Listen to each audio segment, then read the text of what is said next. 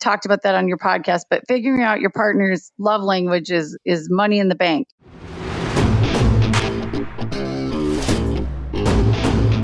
And now, coming to you from the K2 studios in San Diego, California, it's the world-famous Chris and Christine Show.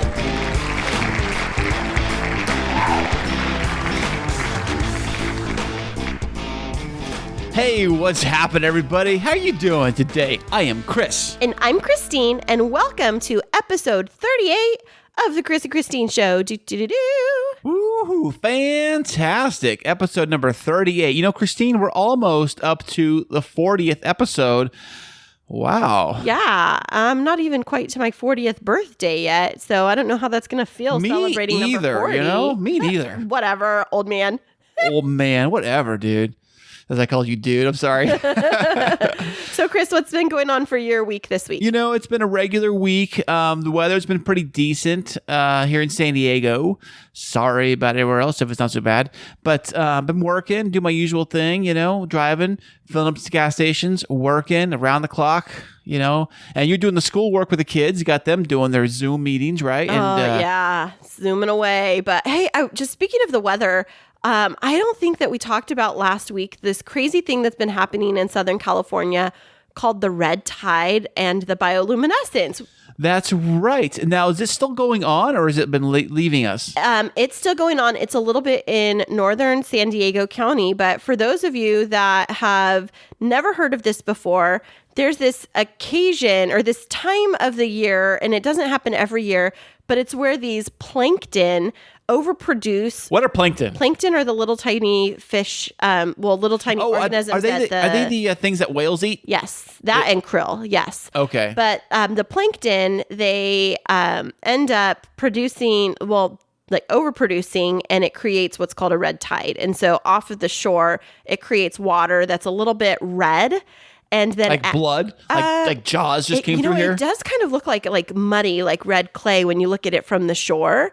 And then at nighttime, when those plankton get agitated because of the waves rolling pissed in, off. Yeah, they turn bright blue, and they call it bioluminescence. It looks kind of more like a neon blue, doesn't it? Or like how would you know, Chris? Tell everybody. Because we saw it on, what night was that? It was last Sunday. Was it Sunday or Monday? It was last Sunday. Maybe it was last Monday. I think it was Monday. Maybe, you know what? I think you're right. Maybe it's Monday or maybe, Monday. Yes, Monday night we went to the beach in La Jolla and we saw it wasn't a lot because I do believe it was kind of fading out. It wasn't like moving out or moving away. Yeah, it was, but we were just on a hunt to try and find something, it was when Zeke went back to his other house, and I tend to get pretty down for a couple days after he leaves. I mean, I'm always his mom and I always will be his mom, but when he's not under our roof in our household, it's just kind of like a sad moment even after going through that for 5 years. And so Chris always tries to find things to cheer me up, and he took me hunting for Neon Ocean. Yeah, so we went down to La Jolla Shores, to the La Jolla Cove area, if you're familiar with that area in San Diego. And as we're down there trying to find parking, which wasn't too bad, people were there.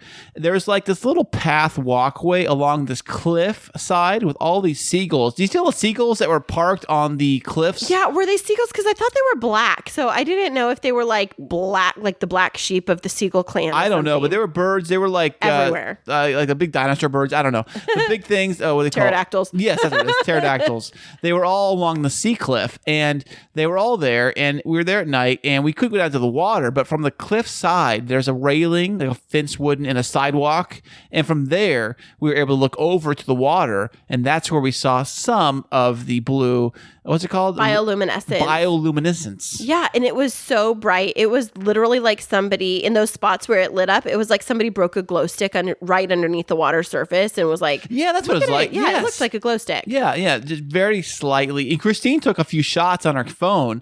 I tried to, but my night vision on my iPhone 11, it was like super such delay. I hit the button and like 5 seconds later I take the shot. Well, that's too late because the thing's already gone. Yeah, I was grateful that we went and that it wasn't like there was a ton of people around, because we ended up forgetting our masks before we left. And as we were getting out of the car, I was thinking, oh, shoot, are we not going to be able to go out? Because now in San Diego, you have to have a mask whenever you are outside of your car. They say that, but mostly it's going into a store. But we talked about this last episode. I am a rule follower, and so I was starting to get anxiety, but there were very few people around where we were, so we just stayed together and we looked and we saw the bright blue, and I was satisfied because I'd never seen it in real life. I've just been seeing it all across Facebook. So if you are a listener from a different area of the country or the world, look it up, the bioluminescent waves in Southern California, and you'll see in some places it's like full on neon waves and people are surfing in it, and it's so cool. Yeah, I saw those videos too. It was like, I think somebody was on it might have been a surfboard, and you could see underneath the board where the wave was breaking behind the board. It was like glowing, like almost like Kool-Aid, I guess, like a bright Kool-Aid, blue Kool-Aid is what it looked like to me. I wonder if because of those plankton, if that actually does draw more whales to the area, because isn't it like whale migration season too? Well, I don't know about whales, but I did hear that somebody died from a shark attack recently. Oh, up in Northern California, not here. Are you sure? I thought it was down here. Nope, Northern California. But it was in California waters, right? Right. Well, there you go. So the sharks don't eat plankton; they eat people. Well, the people. Yeah. Just joking, kids. It's safe out there. Just joking. Yeah. If you see a fin pop up in the water, run the other way. Actually, swim the other way. Unless you're Jesus, walk on water. Remember the time I got stung by a stingray? Oh, it's almost that time of year again. Yes, I do. And I was dying. It was the first time that I ever met your parents. Yeah. It was quite an occasion. It was the first time Zeke and I both met your parents, and then you end up getting stung by a stingray like halfway into our beach day. And I knew exactly what it was when it hit me, because it felt like it felt like getting a needle shot. Like everybody's got a shot before. It has that sharp needle pain, and it was right in my ankle. And I knew exactly what it was when it hit me. And I was like, oh no. So I limped out in a little dramatic fashion. I limped out of the ocean like it was a scene out of like a World War II movie. Gosh. We're like on the beach, like crawling, like dodging bombs and dodging warheads. You were totally doing like the army crawl. I was like, I'm dying. I'm in shot. And then your sister was standing over you, and she was like videoing it and laughing, Snapchatting it to her friends. And I was like, don't do that. And then she's like, pee on it. And I'm like, that's a jellyfish. Is it? I don't know. But they took me to the first aid, the lifeguard ER section, where other knuckleheads also got stung. Probably like 10 or 20 of them. Yeah, there was a whole bunch of people. But anyways, fun memories. So that has been an interesting week, and we are recording this on the weekend, which just happens to be Mason's birthday weekend, our little guy. Mason, the little guy, turns a big 8 years old tomorrow. Not today, but tomorrow. Right. But today we had the party, and tomorrow is his actual birthday is tomorrow. And when he says a party, it was not a typical party. It was us and his mother and his grandparents. We've all been around each other. We've had to for purposes of keeping going with childcare and all of that. So please, no comments about social distancing. But we did have just a little gathering for Mason because he's, it's been really hard for kids being at home during the Rona. And so we just put a little simple something together and made him some Lego cupcakes. Oh, they were awesome. Christine made these cupcakes with these like chocolate mold Lego bricks, like made out of chocolate on top of the cupcakes. Yeah, I had the colored candy melts delivered from Michael's, and I already had the Lego molds and the little Lego guy figure molds for candy. So I stayed up late last night and I made those. And anyways, it was great. And so shout out to Mason. Happy birthday, Mason. We're so proud of you. And we know 8's going to be great. And Mason is, by the way, one of the cast members of the world famous Gem Boys show. There you go, podcast. And it's kind of funny that we're on episode 38 and Mason's turning 8. So it's just a sign that 8 is great. That's it. Fantastic, babe. Yeah, and we have a very exciting episode for you. We have a phenomenal guest, a funny gal, and she just has a great story.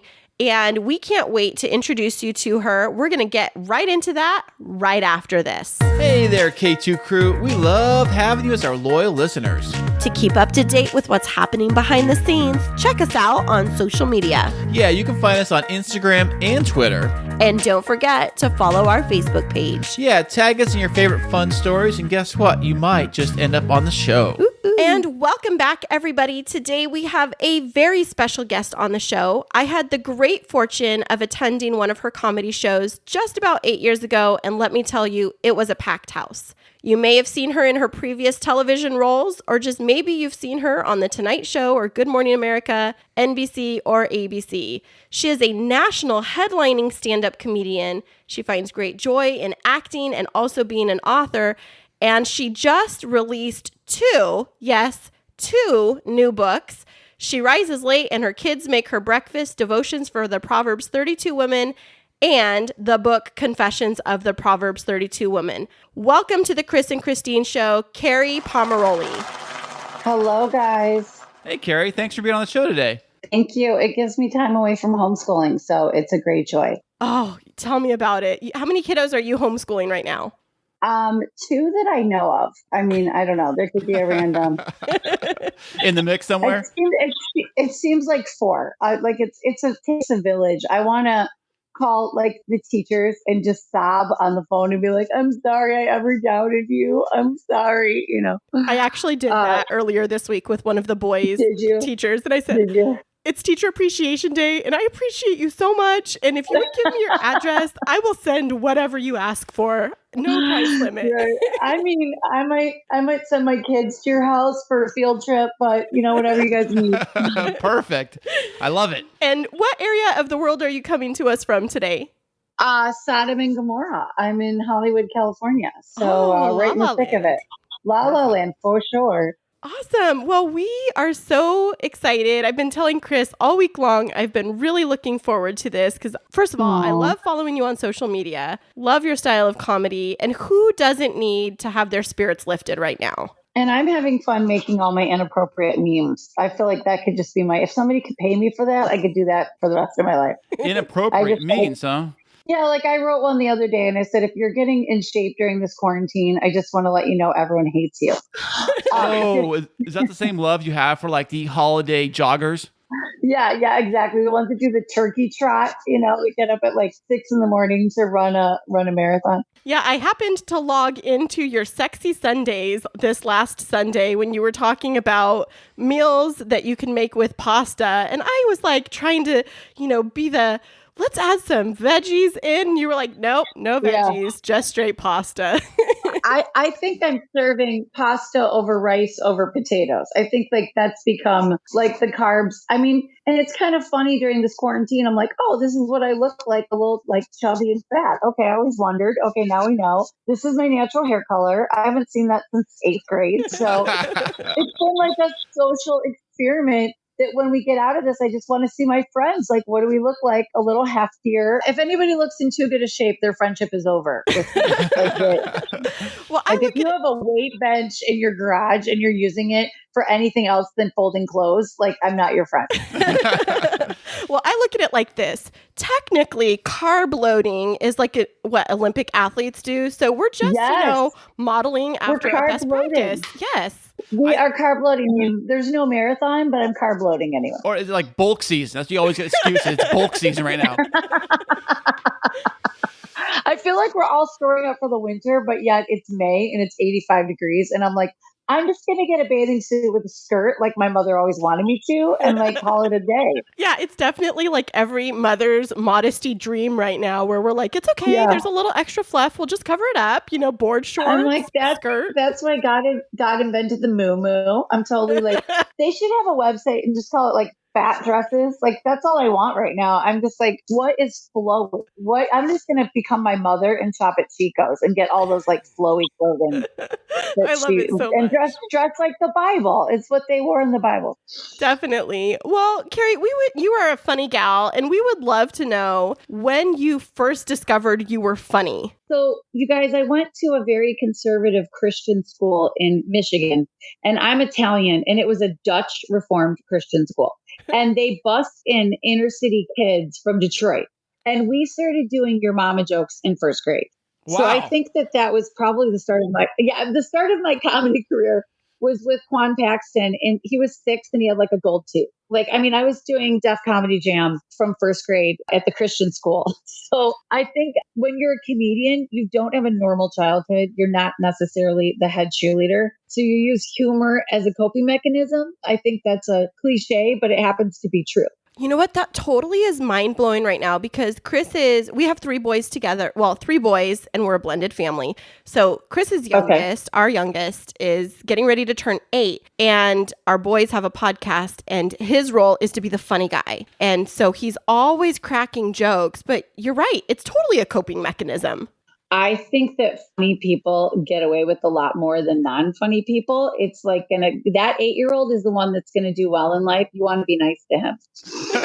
Well, we try. Yeah, definitely. So were you like the class clown when you were in high school?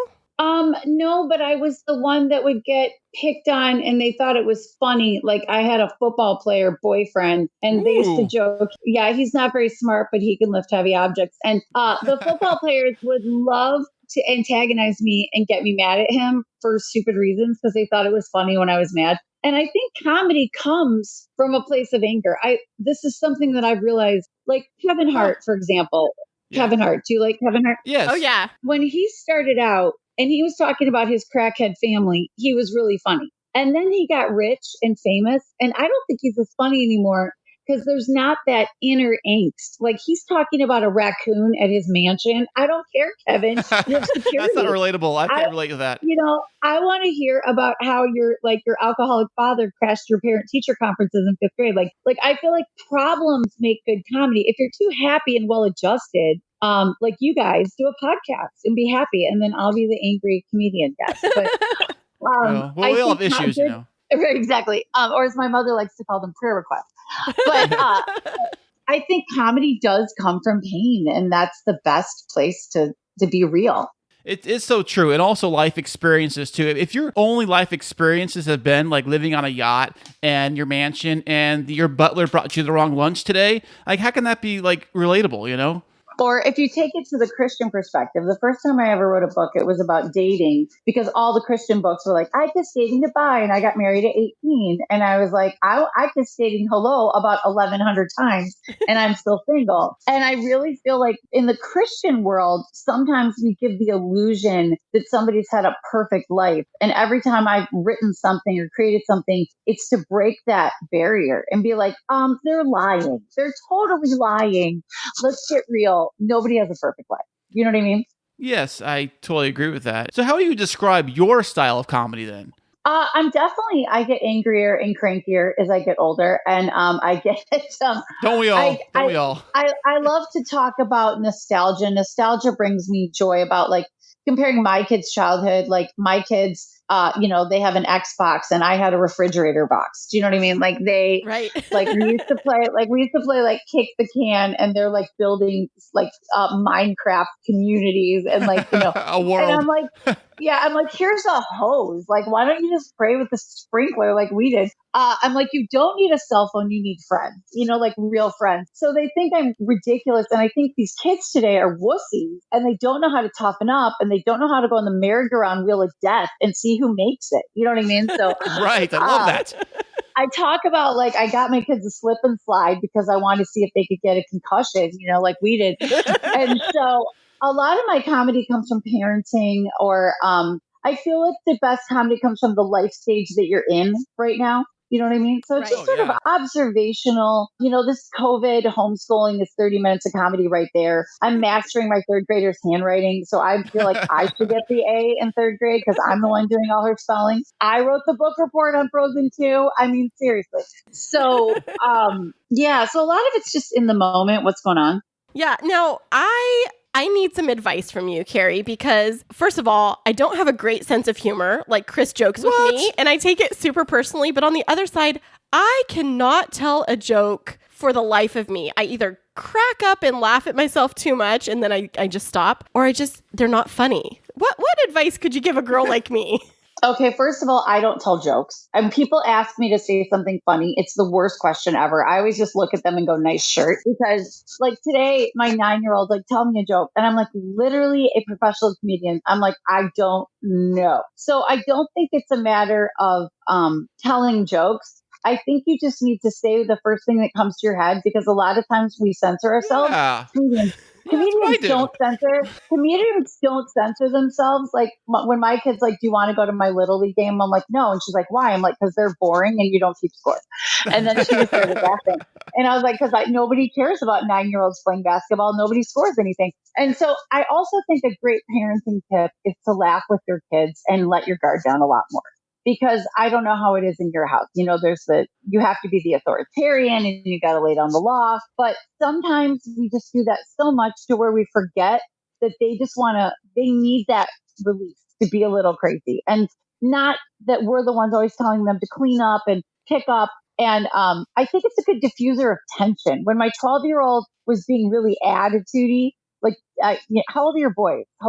Well, the youngest one is, he's 7 now, Christine? I can't keep track. Yeah. Too many of them. 7, 10, and 15. Christine's oldest is 15. Okay, so like the 12-year-old the other day was giving me so much attitude and I couldn't break her. And so I literally just started tickling her. And she's like, what are you doing? But she's like laughing. I'm like, you're going to laugh until you get that look off your face because it's messing up your face. It's going to stick that way. And then she just started laughing. And I feel like sometimes we just have to be a little goofier than we're comfortable with to break that tension. Do you know what I mean? Oh, totally. Yeah, it really hits the nail on the head because being raised in a very conservative Christian home, I love my parents. They were great parents, but there wasn't a lot of joking because my parents were trying to keep 4 girls in line and from, crack the whip. Yeah, not sneaking out. You were raised in Little Women, basically. Yes, yeah, 100%. Which one are you? Well, I would say that I'm Beth.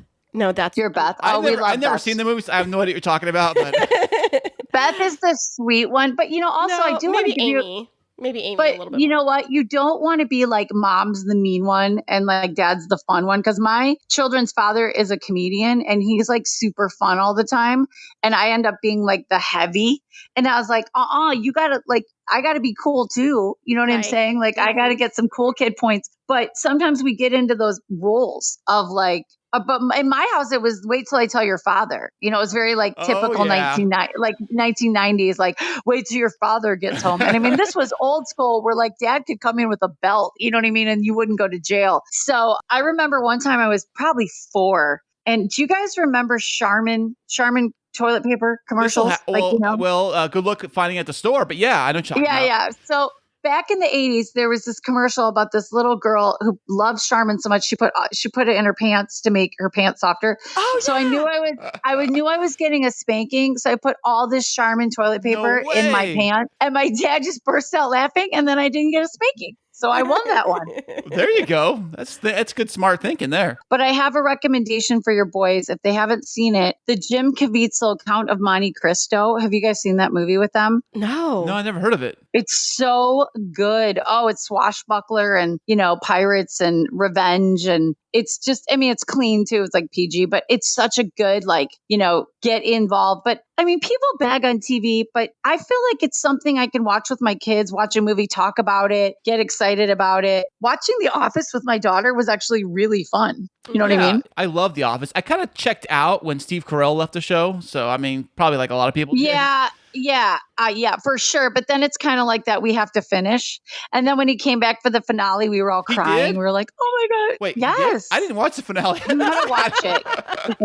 No way. It really wrapped up really well. Go back and watch like the last 3 episodes of the whole series because they really wrapped it quite emotionally, to be honest. That's great. Hey, what is your thoughts on all of this too much like reality TV and not much of the sitcoms? Bring back the sitcoms, you know what I'm saying? Chris, I totally agree with you. I think there needs to be more sitcoms. And I think we will see more sitcoms as the fall season because I think we're realizing that people really more than ever need to laugh. And everything is cyclical. Reality TV had its heyday in the early 2000s and it's definitely died down. So I'm hoping that we see more sitcoms.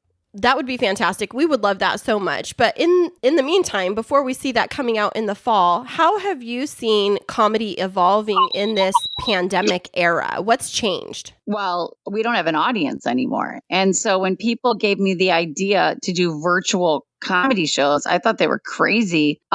Because how do you do stand-up comedy without the gratification of laughter? Right. But I am a single mother and I have 2 daughters and I need to feed them. So I was like, yes, let's give it a shot. But I actually started doing some virtual comedy shows from my house. It will never, ever replace a real comedy show, but it's a mix of sketch comedy and storytelling. And we've been raising money for first responders. And I've been doing some charity shows on Facebook Live and Zoom. And I've also been hosting some family game nights with me as the comedy host. And I've been having a really good time. That's awesome. Yeah, I would totally sign up to watch one of those. Now, do you charge people or how does that even occur on an online platform? The churches usually sponsor it and they will ask for suggested donations. So when you're on a Facebook Live, there'll be a button that can be pushed. And we did one show where we raised $3,000 for first responders. So I was really proud of that. That's fantastic. I love that idea. And it's dual purpose. It's helping to keep you moving forward in your career and making people happy and helping people laugh. And it's also benefiting a very worthy cause. That's a fantastic idea. One I hadn't even thought of. It gives me a reason to shower. So that's exciting. Oh, wow. Now, when you do the Zoom calls, are you wearing like shorts from the bottom down, like dressed like fancy top? Well, because I'm a comedian, I can get away with wearing a bathrobe as long as I make it part of my act. So I make sure that there's a joke about mommy not getting dressed for 6 weeks, and then I'm good to go. You can do like a makeshift carrot top kind of act with the props and stuff? Yeah, exactly. Yeah. Well, I just go through my cupboard and I talk about all the ghetto food I'm eating. Oh, wow. I love that so much. So we were wondering how it is to be a comedian living in, as you called it, Sodom and Gomorrah, single parent, raising 2 kiddos as it relates to comedy. I think that I've been really blessed. I have had opportunities to be a stand-up, and that means I get to write my own material. So I'm not challenged by material like I was when I was doing more acting. But I am a writer. I'm working for the Hallmark Channel, which is great, and they're really clean. I mean, they may not be the most, but they're very, very clean. The notes are actually hilarious. They're like, you can't say yoga; it offends people. So I've found my way, I guess you could say. Are you with the Hallmark one? Are you doing the Christmas episodes? I do have one Christmas movie, but the one that we're working on is like a summer. Let me think. They haven't picked up my Christmas script yet, but we can make anything Christmas. That's like home of the Christmas movies. You know what I'm saying? Well, yeah, and it's May. So we got to start seeing the Christmas movies like June 1st, right? Hallmark's like Christmas marathon. But a Hallmark movie, all you need is like a girl and her ex-boyfriend from high school who's a lumberjack and a puppy, and you're good to go. Like, wow. And a bed and breakfast and a snowstorm, and you've got a Hallmark movie. Yes. You're good to go. Right, but she has to be like some high-powered attorney now in the big city that's returning home, course. And then gets stranded in the snow, and then you could just dice that 20 different ways and sell it for 20 different movies. And then at the end, she's a princess, and they go live in his castle. Oh wow! Yeah, so we've got the formula. We've got the formula down. But I'm grateful to have that job. I hope I get to do more of that. And I'm working on some other scripts. I have a romantic comedy that's being circulated loosely based on my life and my first book, Guys Like Girls Named Jenny. And so I think the Christian world is slowly warming up to doing comedy movies, but we're a little slow to the party. Oh, really? Why do you say that? Well, you don't see a lot of movies that have a faith-based character that are funny. They're all about a kid running track or like a man climbing a mountain or like Right. beating cancer. You know what I mean? Like Right. every Christian movie has their formula, the way Hallmark has their formula. And we're trying to get comedy back into the mix, but it's not been an easy sell. Well, you sound like you have so many different interests. And I know when I was sharing your intro, you've had a background in TV, you're writing, you're in comedy, and you have recently authored not one,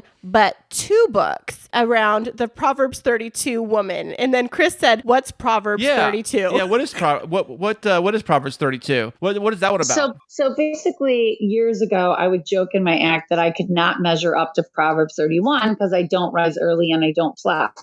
And so I always felt like I'm never going to be good enough. You know, she gathers her food from afar. That's what it says in Proverbs 31. And I'm like, I do Uber Eats, God. Like, you know what I mean? And so I always used to say, I'm not Proverbs 31. I'm Proverbs 32. You know, she never pays retail. I will submit to not going to work. And, you know, she rises late and her kids make her breakfast. So the book is basically me as the Proverbs 32 woman talking about modern day life to the Proverbs 31 woman. So my message to the reader is, you know, we are constantly bombarded by messages about not being good enough and not measuring up.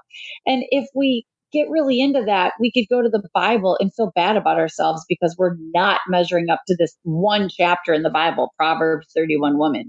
But my take on that is that was one chapter, and we don't even know if it was real or if it was an amalgamation. And so, if I could have a conversation with the Proverbs 31 woman, what would she have to say to me? And I think it would be a message about God's grace. So that's kind of where the book started, is really being a hot mess for Jesus and embracing that instead of feeling bad about it. So I had the opportunity to download some of the content from your Confessions of a Proverbs 32 Woman. And I was actually reading through the devotional, and I found that for me, specifically in this space of working from home, educating kids from home, everything being a little bit messier than it normally is, it just really gave me a lot of peace and levity. And so I definitely recommend the book. I've ordered my copy of both of them. Thank and they're on their you. way. Thank You are welcome.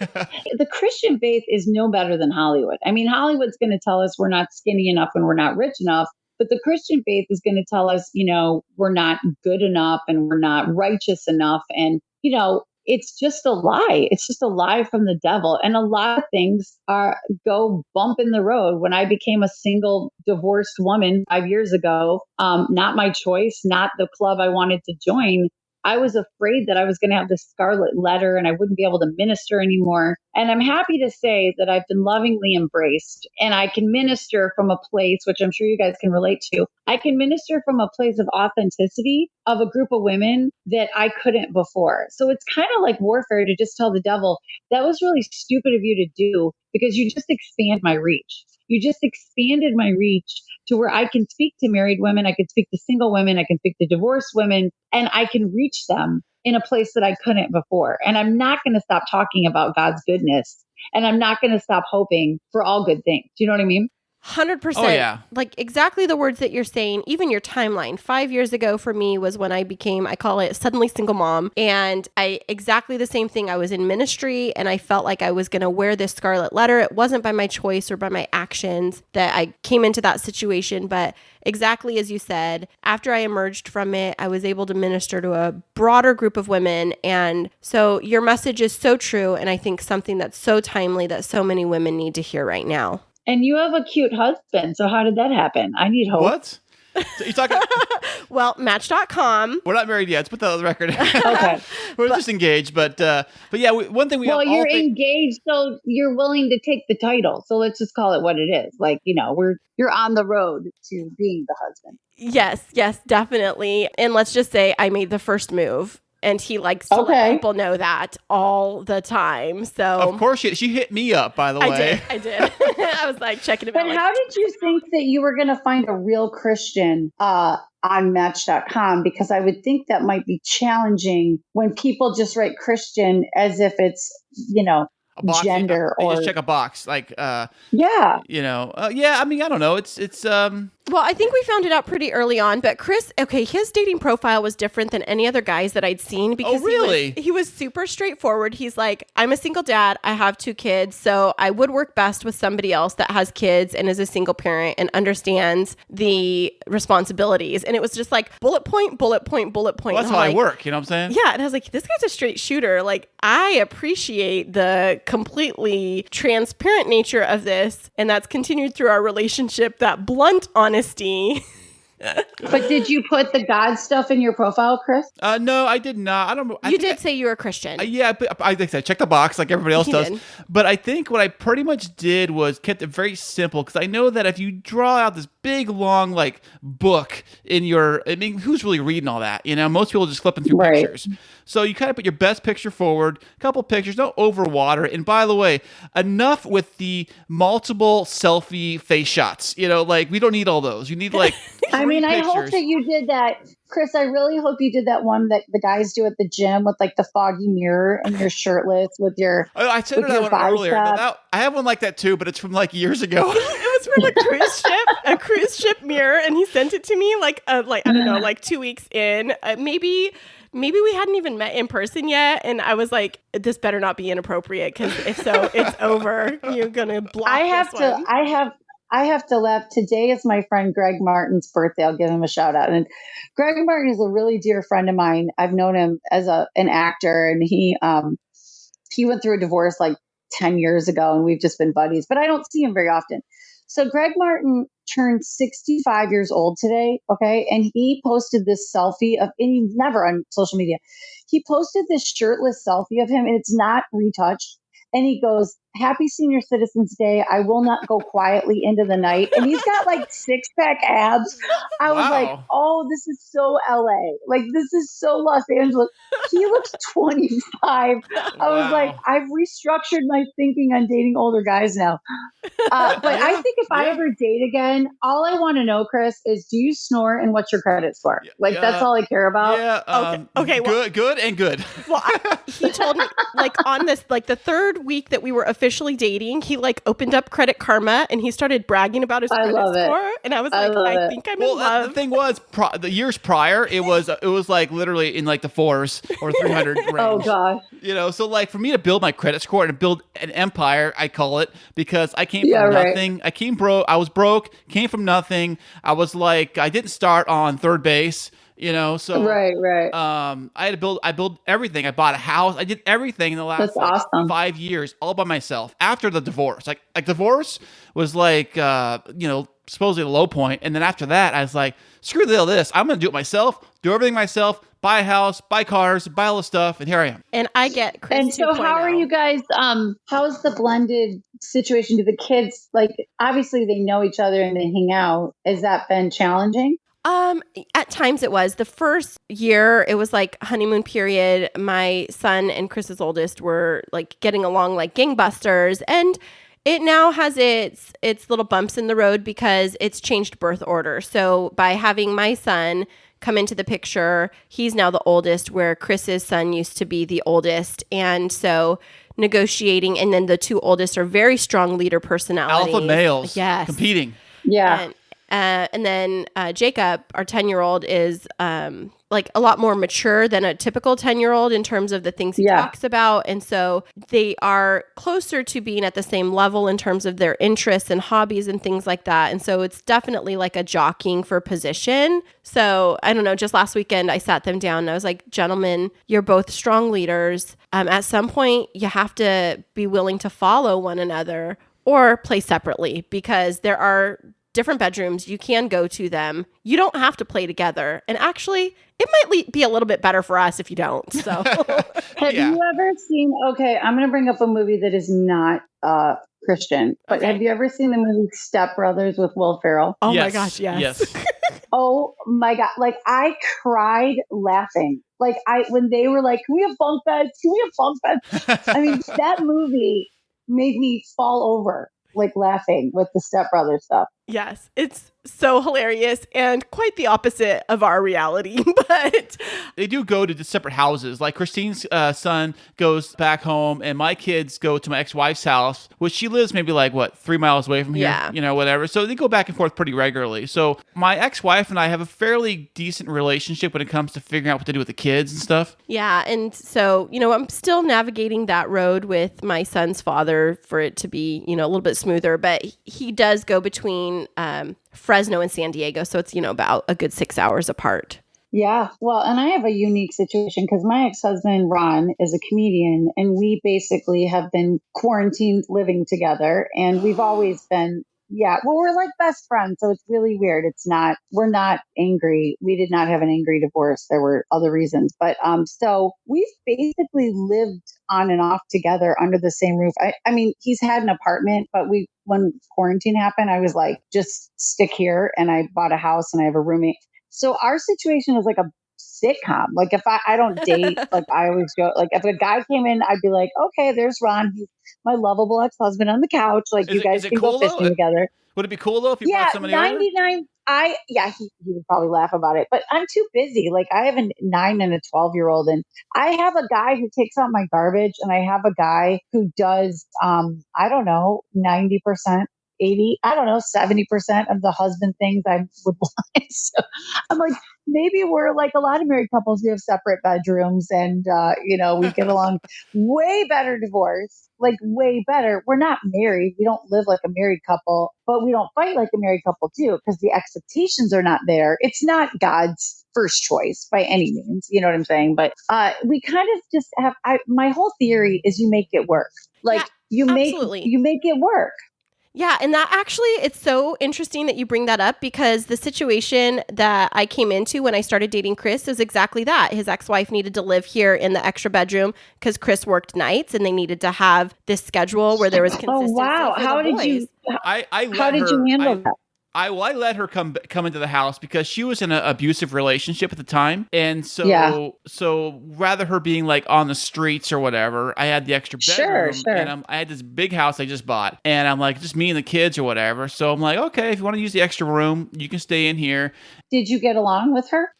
Sometimes, and sometimes not. Yeah. So it's the way it is. I mean, that's me too. Nothing's perfect. And like, we get along better than when we were married, but there's still those moments where I was like, okay, you need to go, like there's reasons that you're divorced. But I feel like every situation is its own animal, and we can't judge anybody for how they do things. It totally. And when I came in, Chris told me on our very first date, like within the first 15 minutes, and I was like, it's fine, Chris. Like, are you romantically involved? And he's like, not at all. And I was like, it's not a big deal to me, because I know as a single parent navigating my way through co-parenting and living in a very expensive area like LA is and like San Diego is, there's all of these other considerations. And so, we went along in our relationship, and then his ex ended up getting engaged to her fiance, and there was the shifting of households, and we're in this place now. And all I have to say to you to encourage you is every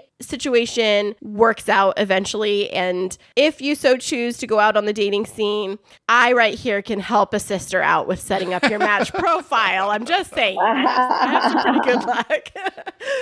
But do you think that I know it's kind of putting you on the spot, but like it's easy to get comfortable being single and not having to deal with that other person that's staring at you. But I would hope that when you're in a better relationship that it makes it all worth it. Like, do you feel like, the pros outweigh the cons? Oh, absolutely. I mean, there's definitely been an adjustment period from my perspective. And I was single for 5 years, and then Chris was single for how many years, Chris? I don't remember. I was kind of off. Do you really consider it single? I would date or whatever, but like have a serious relationship. Yeah, I think it was about not that long, maybe a year or two.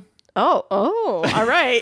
The truth comes out. But post-divorce, about 6-ish years. And what we've talked about is for the two of us, we clicked. We took it slow enough to really get to know each other, and we became best friends. We talk about that all the time, that we really are each other's best friends, and what we have now is so much stronger and more healthy than what we had in the past. And so it feels well. My ex-husband best friend just walked in and gave me a Post-it note that says, I need to go to the post office. Can you take care of our daughter? So I guess our communication is going really well, Ron.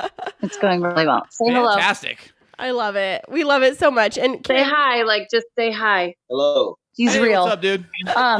Yeah. It's very cryptic. He's like, I need to go to the post office and drop off a letter. What is it? An Wait, important are they letter? open? Are they closed? Like, just drop off? It's a Mother's Day card from my mom. Oh, he has to go mail a late Mother's Day card and try to express mail it. oh, so I thought he was going to yes. go and mail you a Mother's Just send Day an email. card. Just send an email like everybody else.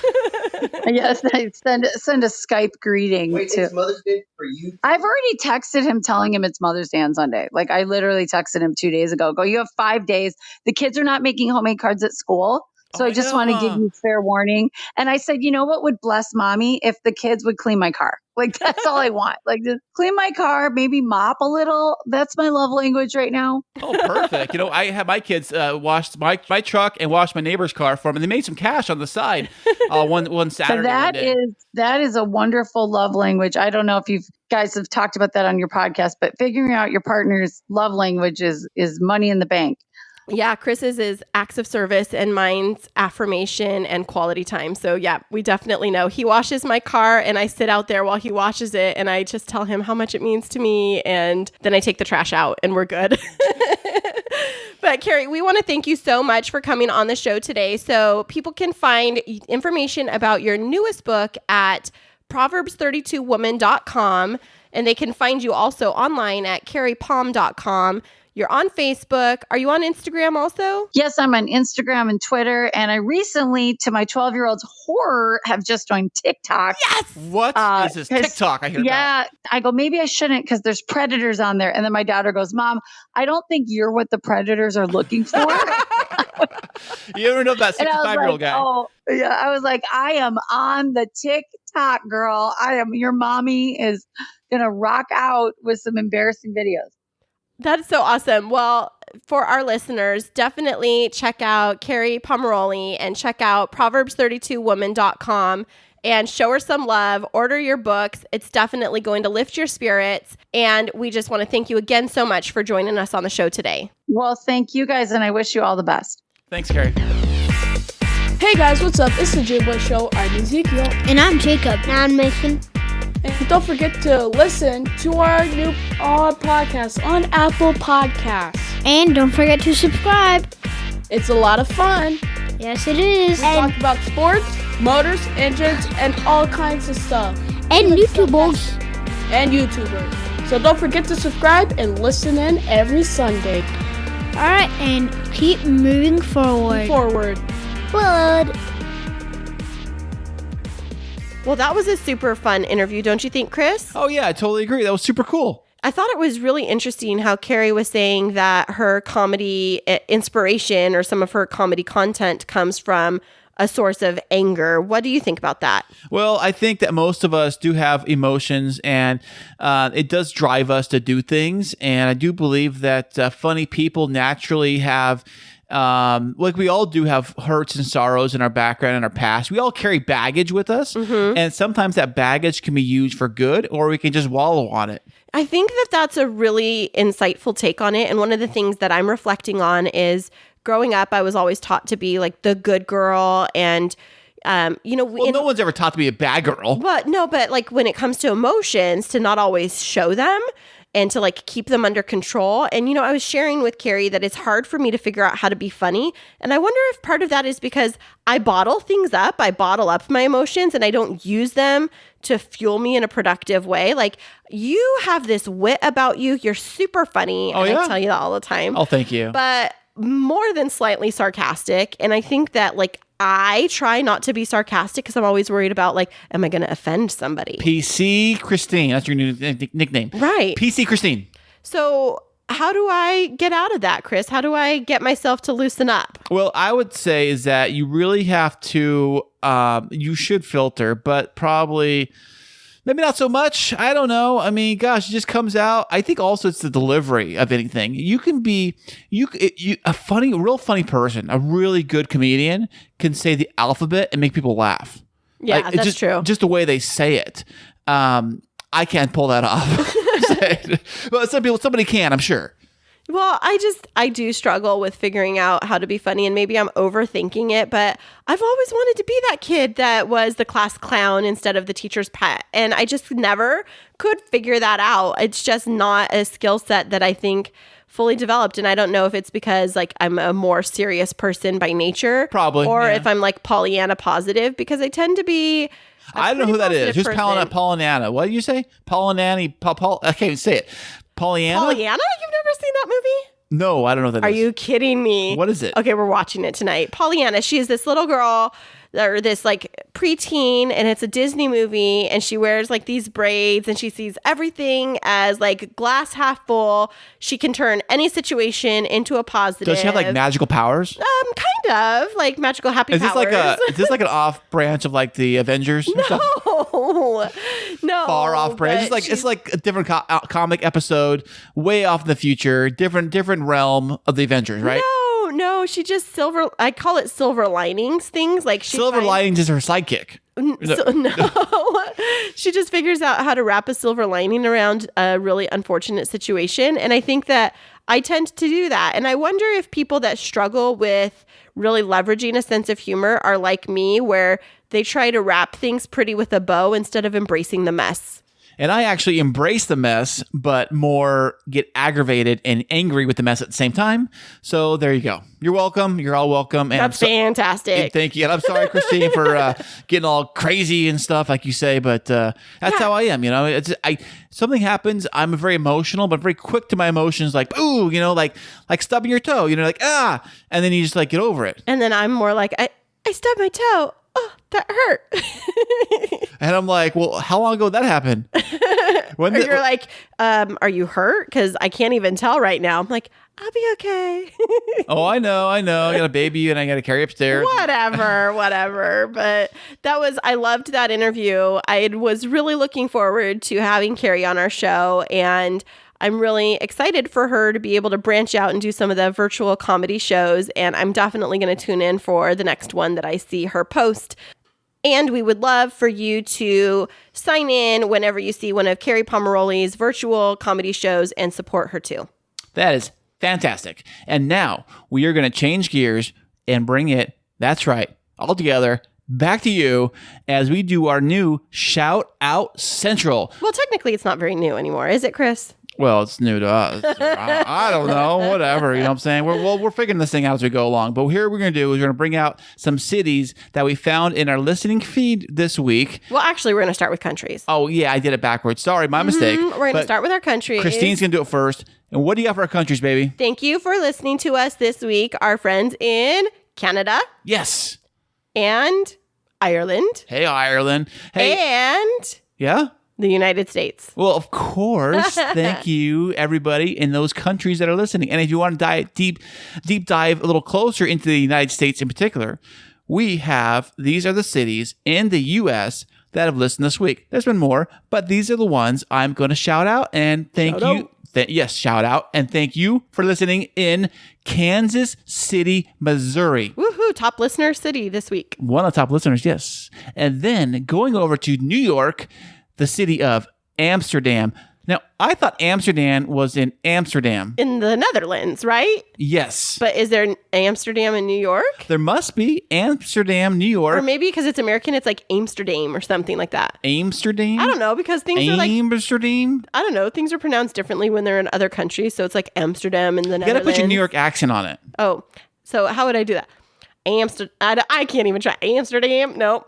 Well, I got to figure out where in the state Amsterdam is located, because what if it's like super far in the north where they're like so far out of the city, they don't even talk like that. Well, so it would make sense, though, that there is a city named Amsterdam, because like back when the colonies were originated in the United States, there was an area called New Amsterdam. So there was? You go. Yep. Where? I don't know. Over in New York. That fake news there, Christine? No. Christine, our fake news correspondent. You go on with your cities. I'm going to look this up and I'm going to come right back. Well, we have one city left to do. And the next city we got is Conroy, Texas. Conroe. What'd I say? Conroy. It's Conroe, Texas. I wrote it down wrong. Conroy? Conroe. Conroe or Conroy? Conroe. I'm going to take cut 12. Conroe, Texas. thank you for listening. We appreciate you guys in Texas listening to us. And I hope the weather's nice over there and nice and warm. And as Christine is looking at her phone right now. Yes, I found it. So first of all, where is it? First of all, New Amsterdam is the name of a show on TV. I didn't realize that. But New Amsterdam was a 17th century Dutch settlement established at the southern tip of Manhattan Island that served as the seat of the colonial government in New Netherland. The factories became a settlement outside Fort Amsterdam. So it sounds like Amsterdam and all of the things Amsterdam related were very, very prominent in the New York area. You're welcome, Chris. Well, thank you. I just schooled you. There's your homeschooling. There's your coronavirus, COVID-19 distance learning for the week. Thank you. And I used our Zoom as I'm looking across to you. This is a virtual. This is like a virtual classroom. This is the 3D version of Zoom. The 3D realistic version of Zoom as you can get. She's in the same room with me. Yes, absolutely. Well, thanks so much for a fun episode, Chris. And I don't know if I've told you lately, honey, but thank you for all you do to make this podcast fantastic. Oh, that is fantastic for you saying that, by the way. And thank you for saying that. God, I'm speechless now. I know. See, I left you without a word. Oh, well, thank you. And on that note, thank you guys out there for listening. And we will be back to see you guys next week. Remember this week that life is too short to wake up in the morning with regret. So love the people who treat you right, forget about the ones who don't, and believe that everything happens for a reason. If you get a chance, take it. If it changes your life, let it. Nobody said that it would be easy. They just promised it would be worth it. Thanks so much for joining us. I'm Chris. And I'm Christine, and until next week, keep moving forward.